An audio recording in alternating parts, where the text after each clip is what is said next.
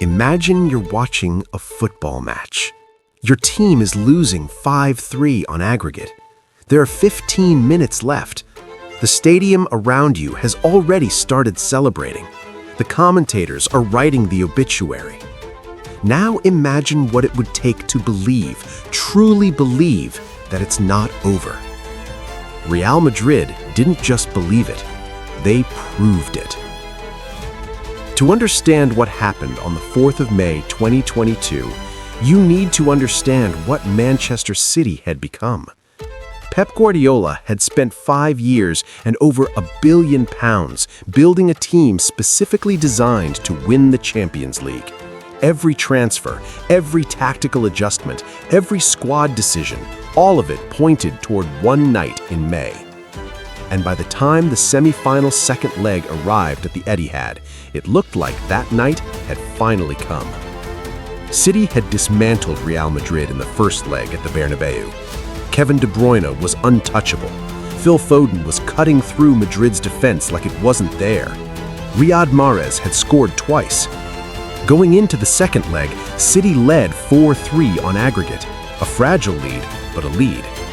By the 73rd minute of the second leg, Mahrez had scored again, 5-3 on aggregate. Real Madrid needed 2 goals in 17 minutes, away from home, against the best team in England. Every analyst, every pundit, every mathematician, they all said the same thing. It was over. What happened next has no rational explanation.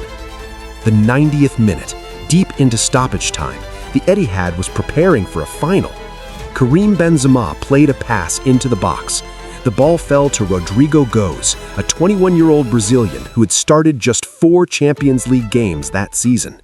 He scored. 5-4 on aggregate. 1 more goal and Madrid were level. But there was almost no time left. 90 seconds later, from a corner kick, Rodrigo rose above the City defense. He scored again. The Etihad went silent. Not quiet, silent.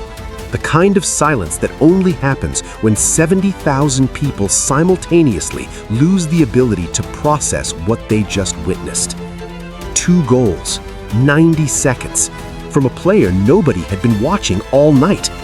The tie was level, extra time. And in extra time, Benzema won a penalty. He stepped up, he scored. Real Madrid were through to the Champions League final. Manchester City, Guardiola's £1 billion project, the favorites, the team built specifically for this moment, were out.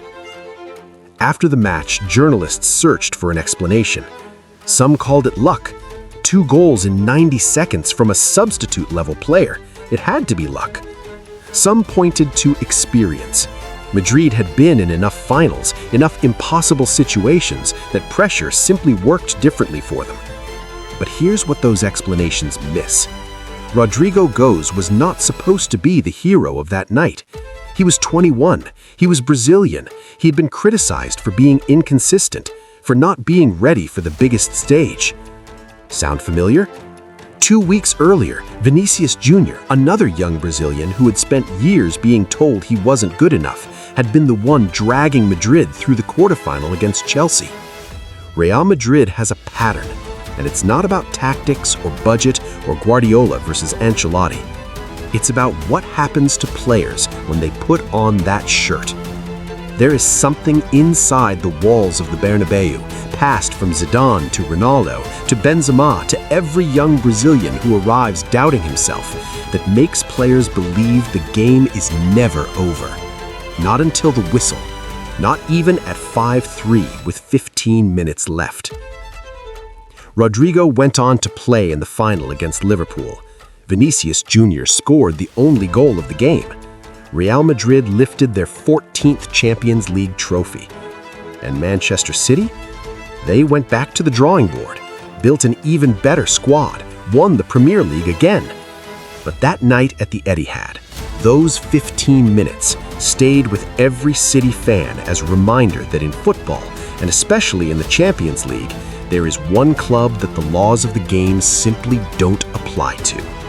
If you want to understand how that mentality was built, the players, the nights, the moments that created it. Subscribe, because that's exactly what this channel is about. The stories football almost forgot to tell.